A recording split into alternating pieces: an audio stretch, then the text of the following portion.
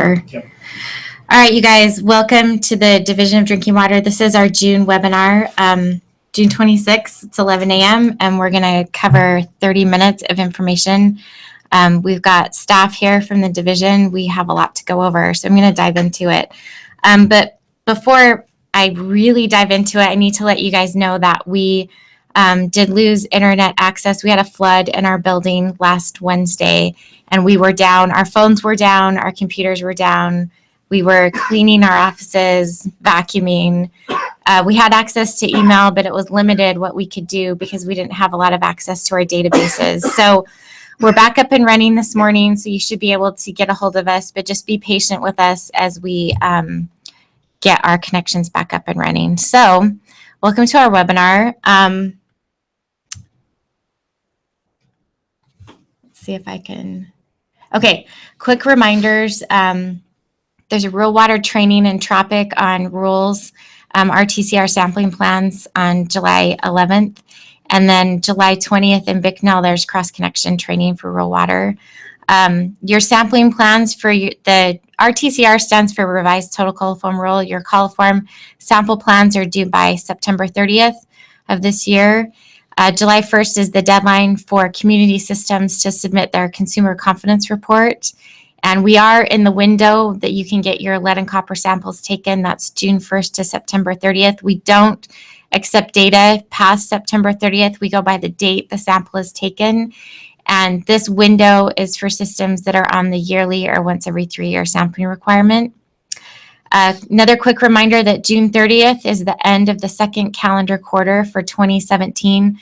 So any quarterly sampling that you have due during the second quarter of this year, your quarterly reports, your residuals, everything is due by July 10th. Don't forget that. And then I should probably show what I'm talking about. Don't forget that when you take your coliform samples, you need to mark those samples as investigative or routine or repeat before you turn that into the lab. We will not accept and do not accept sample results where you have not marked them as investigative, routine, or repeat before you turn them into the lab. So keep that in mind. Another quick reminder, distribution residuals. You can continue to do these reports the old way or the new way. The old way is here in blue, and the new way is in orange. Essentially, we just made a change so you could submit your residuals on this online link. So make a note of that if you want to use that. Again, it's due by July 10th. And then we'll be sending out notices of violation for failure to submit your data if we don't get it by then. And then we've had some people emailing individuals here at the division asking those individuals to change or update your water system phone number, email, or sending sampling reports to individuals. And this is just a quick reminder to please make sure when you want a name change, an email change, phone numbers, addresses, or you're submitting data, please use the DDW reports at utah.gov email. That way we can get the spelling right and it all goes to the people who will end up making those changes no matter what. Okay, quickly, I wanted to talk about level 1 assessments. These assessments were new as of April 1st of last year, 2016. And these assessments are assessments that you do. It's your own inspection of your water system. You walk through the water system, you take notes, you look for things, and there's a form that we send to you that we have online, and also I'm going to show you the online link for those in a second. But the level 1 assessments are required for a water system if you have an E. coli positive routine and you didn't take enough repeats or you didn't take any repeats. And then if your system takes 40 or more routine coliform samples per month, if you have more than 5% of those samples are coliform positive, then you have to do a level 1 assessment. And if you're a system that takes less than 40 routines per month, if you have more than one coliform positive routine sample, then you have to do this level 1 assessment. And what happens is the level 1 assessment is triggered and we send out a letter to the system describing the requirement and we give you a due date. And then if you don't submit that to us within the required time frame, it's 40 IPS points for failure to do that. And then that failure to do the assessment, those points will remain on your IPS report for a solid year. So please make sure you get those done. We do have a new way of doing those. Sorry, I guess I should show you the slides as I'm going through them. I'm slow. It's Monday. If you go to waterlink.utah.gov, there's this public area where anybody can get to it. This is where you will now be doing the level 1 assessment questionnaire. So if you trigger the situation where you have to do a level 1 assessment, you come to the public facing page, which has a lot of good information, not just your level 1 assessments, but like if you want to look at chem data, get your CCR table, look at your CEUs. Anyway, you click on the questionnaire and it will take you to a drop down where you select your water system. And then the assessment is just something that you go through and you fill in and answer the questions. So just a heads up, that's what a level 1 assessment is. I'm sure you've heard of, hopefully you've heard of a level 2 assessment. A level 2 assessment is when we come out and do the inspection with you to look for possible pathways to where the E. coli is coming from, positive samples. But this is just a heads up on the level 1. And then I wanted to also let you know about the Rural Water Organization here in Utah has put together a water conservation certification class. This is an exciting thing. We've had a lot of questions. A lot of people have asked us about more information on conservation, and this is the flyer for it. So it's not until October, but you can register now. If you go to Rural Water's webpage, in trainings, you can go to the conservation and you can register, look at the agenda. And so it's a 2-day certification, 2-day class, and then there's a test at the end, the exam at the end. But it'll just go through how to set up your own conservation plan, talking about what items you should be including in a conservation plan, budgeting for a conservation plan, talking about leak detection. It's excellent. And Chris Hunter has put this together if you have questions on that, but definitely highly recommend the conservation certification. I know staff here at DDW are highly interested in taking this course ourselves just so that we can learn some more about water conservation. So that ends my part. And we have Melissa here on staff, and she is going to do a quick presentation on source protection. Just after Colt. Just to let you know that the live chat is up and running. So if you have questions, we can take questions through the chat. I obviously can't take it through voice, but live chat's there. I'll just be responding to chat questions as me, not as DEQ. Yeah, forgot that. Thank you. Right. Okay, so Melissa. All right, thanks. I'm Melissa Noble with Source Protection, and I'm going to talk to you guys a little bit about updates for springs. They are due this year, December 31st, 2017. And this is for everyone who has a spring. Let's get those turned in. So I wanted to show you where to go to find our updates and any helpful source protection things. Go to our source protection program on the website, drinkingwater.utah.gov, right? And go down to the templates. So I'm going to go through our template. You guys, this is really easy. Doing an update is not a big deal at all. You just got to go through all of the parts of it. So this is the beginning of our template. So like it says here, everything in red, replace as you need to. This is all the information that I'm looking at to make sure I'm updating the right information. So introduction, make sure you do your designated person. That's the person that I'm going to be contacting regarding anything source protection related. And then if you have any changes to your delineation report, now if you do, you're gonna have a whole bunch of stuff to do. Usually there's not any changes to the delineation report, and that's going to be due to a new pump, increased pumping, some sort of change like that, which for springs is not really that big of an issue right now. So the next part would be to look at your inventory of potential contamination sources. So I want you to grab your original plan, look at that, see what you have there, and then go see that, make sure everything's still there, that the businesses are still there. If they are not, take them off and put whatever else new is there.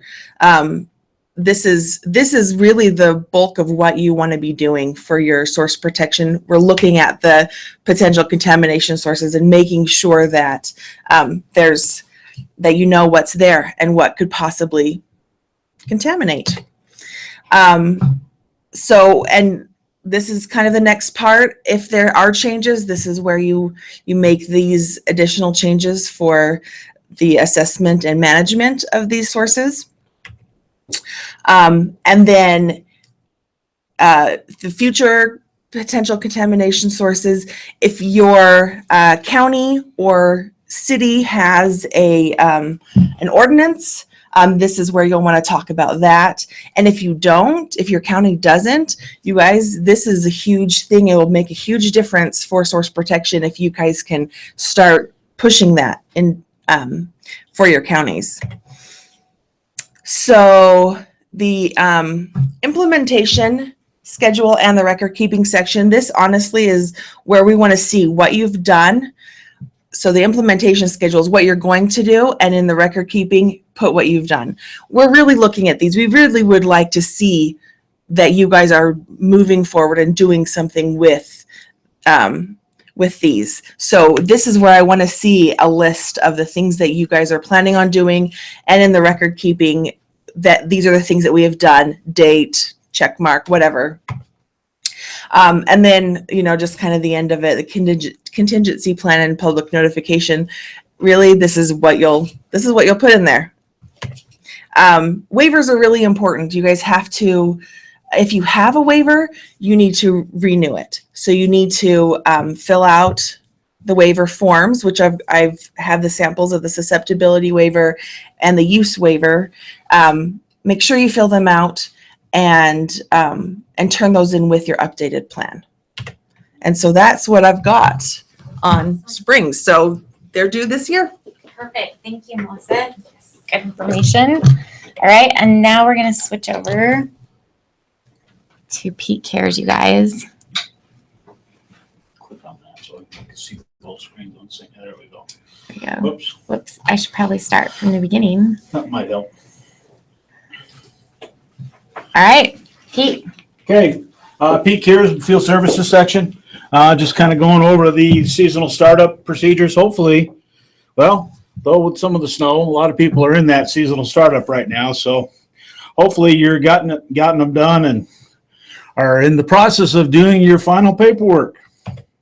So the requirements: seasonal systems must begin utilizing the startup procedures before placing systems into operation. Basically, it's been something that's been done over the years, but with the RTCR, they required that you document it.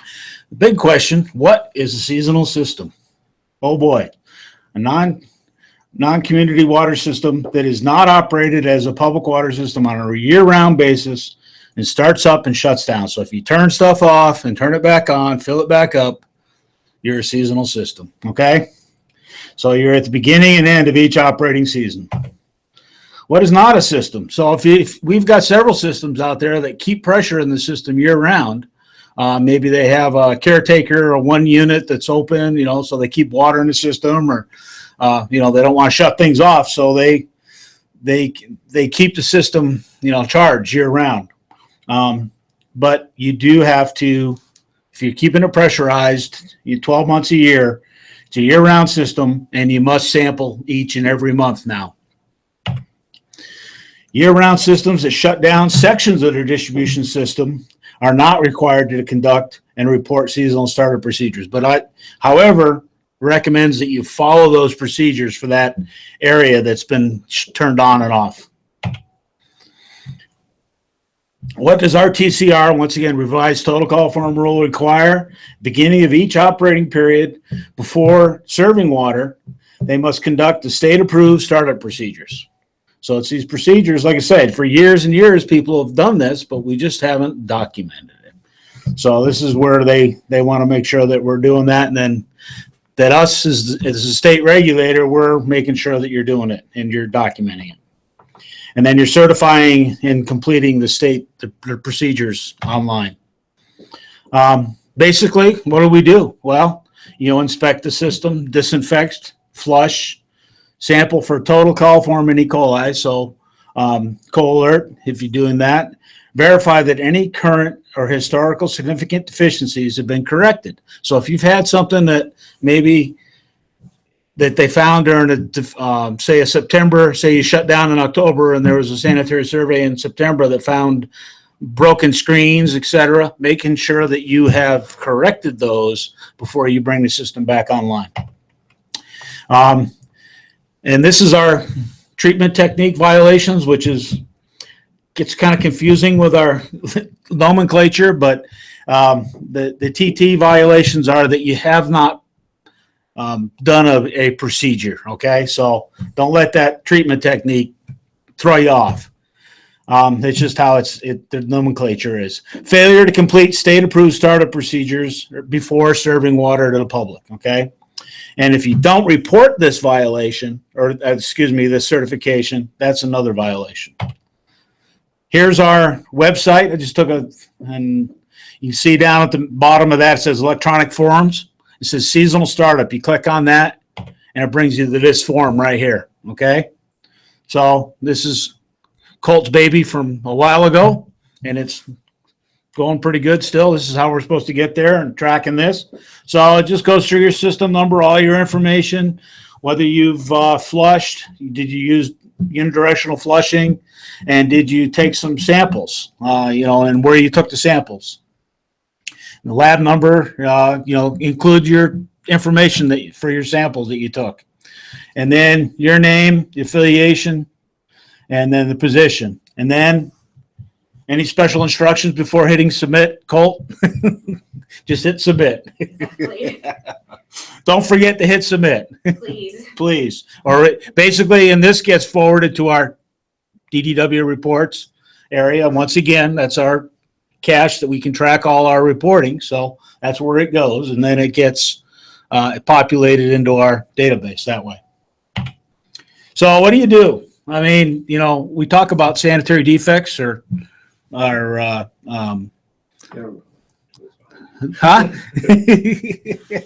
driving you nuts.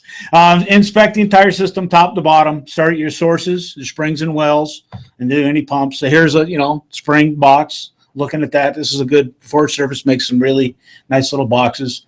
Well heads. What you're looking for. Making sure everything's sealed. They may or may not be in a locked building. It all depends, but as long as everything's secure and there's not open, no bolts missing and stuff like that, screens are there. These ones are a little bit different, okay? I mean, these are kind of some obvious things that are out there that you're looking for. That, hey, if you can see in there and stick a pen in there, I would even say, or a critter can get in there, okay? I know we've had some systems that had critters get down in the well, and it took them about a month and a half of flushing to get them out. So beware. And that was a lizard or something like that in the hole. Unsealed openings. You got all these little openings maybe they're going down. Electrical conduits are some of the big culprits. Or, is your well right next to or spring right next to the river. Storage tanks, distribution systems. We're looking at the air vacs. Like I said, once again, looking for significant deficiencies that are out there or defects. It's kind of we use deficiencies and defects interchangeably. What are you looking for in a screen? Well, most of you must know that a 14 screen does air, so it's on an air vent. A number 4 screen is for passing water. So the air vents are downturned, and then making sure that you don't have blockage. So these are, and anything bigger than 4 inches, we're looking for the support screen underneath. The reason for that larger number 4 screen below the 14 screen is to support that screen. So when it freezes, that it doesn't bust like the one up there in the corner. The one up in the corner, that was from draining a system, and there was ice probably on that screen, and it sucked it right in there. So, and the one in the lower left, that's people get creative with their screens sometimes. So just be careful. Prevent blockage. You don't want that screen to be blocked. That's why on some of these the top of tanks that we're concerned about them being covered if snow can blow up against them and block them off. These candy canes is what we call the ones on the bottom. Those are great. Just making sure that you have enough clearance below them, that they're not getting covered with snow or having grass growing up into them. Like I said, overflows are the number 4. Remember, bigger mesh. That's allowing water to go out. The biggest thing is 12 inches. I think we changed that rule. We went from 12 inches to a foot clearance. That's old Eldon's old statement. I have to get that one in there. Yeah. Number 4 screen recommended but not required on the drains. They're combined drain overflow. Number 4 is required, and it's 12-inch free fall. So free fall, what are we talking about? Yeah, that it comes out and the water free falls before it hits the ground. Like these are pretty good examples here. These are a little bit smaller screens. They're the number 8. I call them the number 8. They serve the purpose. The only thing is you got to make sure that they're not plugging up on you.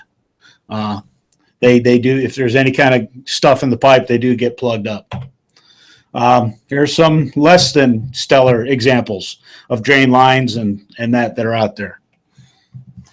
So I didn't know Fernco made water system clamps. So okay, access hatches, 2-inch lip, 4-inch above the cement, 18 inches above earth, gasket and secured. Okay, so we're looking at, these are good examples. These prefabbed ones that they make with the risers and that. The one on the bottom left, that's just a manhole cover. That is not a shoebox lid. And then gaskets, if you look at the one on the right, the little gasket up in the corner there, right above the arrow, you can see the little gap there where the gasket isn't together. These prefab ones are really good, except for that over time, the gaskets shrink in the corners.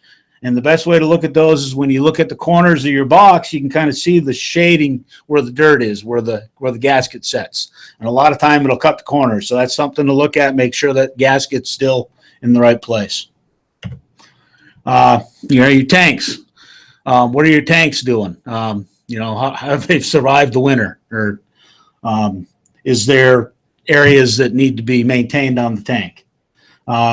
Sloping away from the tanks, making sure that they're not sitting in water, etc. There have been examples of concrete tanks even being floated because of groundwater. Discharge, these are air vacs.